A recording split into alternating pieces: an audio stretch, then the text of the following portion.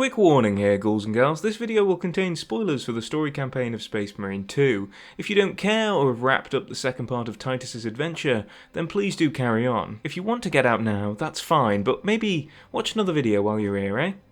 Right, with that out of the way, let's get speculating. Space Marine 2's story was an absolute riot in my opinion. Sure, there were some things I would have liked to see paced a little better. I wish we'd have had some more introspection from Titus and had seen a bit more of him as a person as well as a badass Space Marine, but by the time we reach that final act where there's enough hoorah moments to fill your pants with a special kind of gene seed, that's when I knew this game really was something special.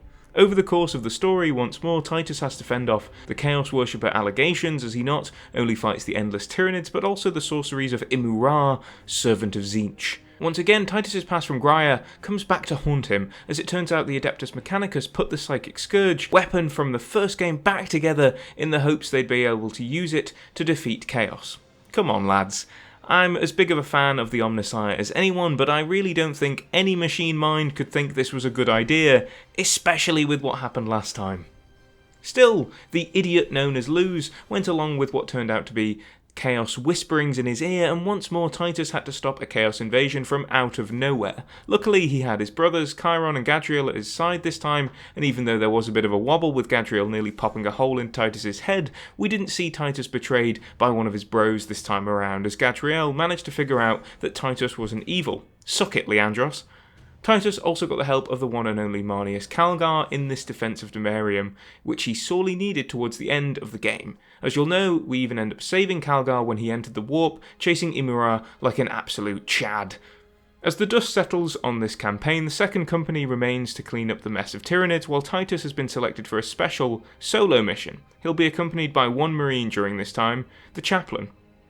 This is where we get perhaps the biggest twist of the game, as it is revealed that the Chaplain is none other than Leandros, the Space Marine that accused Titus of heresy well over a century ago. While we're busy picking up our jaws off the floor, Leandros and Titus board a Thunderhawk to set off to wherever they're next headed.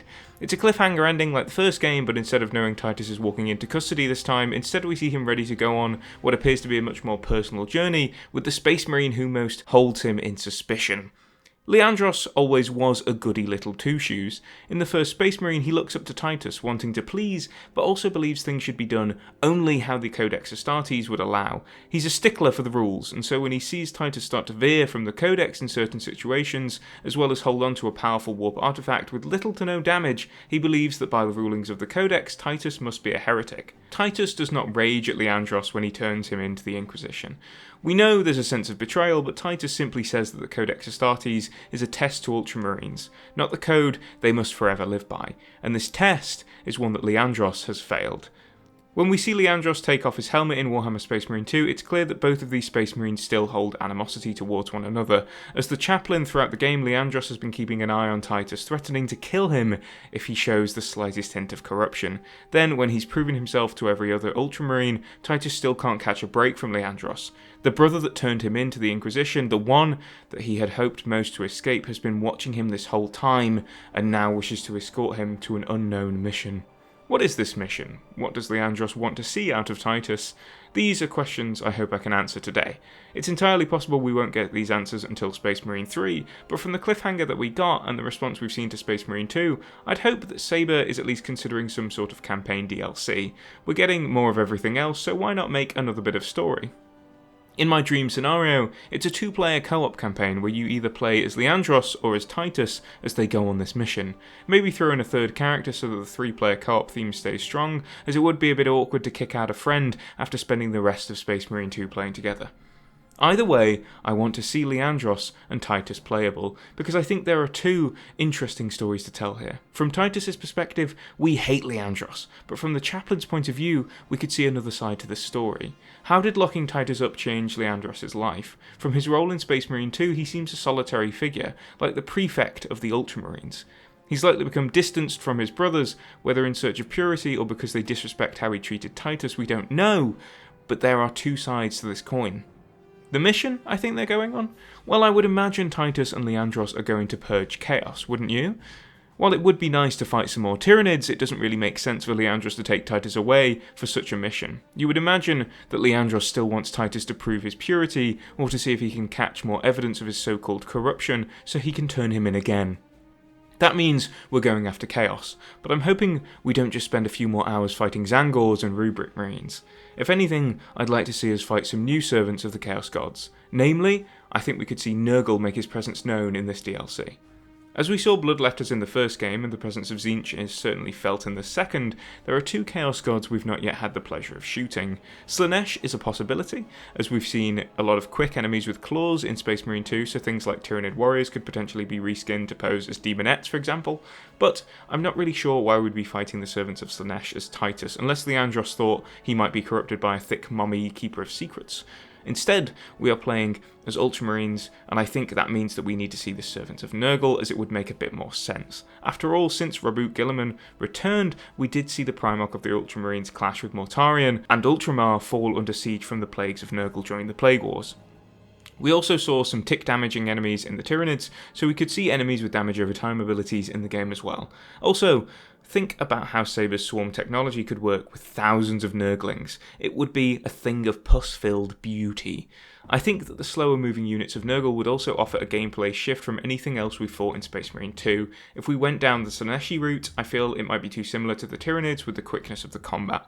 Also, we can't really have a Slaaneshi swarm, while Nurglings and plague-infected humans could easily act as the masses of enemies we need to cut through in order to beat this invasion. So, as the Ultramarines have a history with Nurgle, and because I think it would make for more interesting gameplay, I would hope that if a DLC is on the line, we get to see the forces of Granddaddy Nurgle make their presence known. But what does the campaign look like? Well, to Leandros, Titus is still on his penance, and so the chaplain will be keeping an even closer eye on him now the two have teamed up, and together they'll begin investigating a planet showing the early signs of heresy.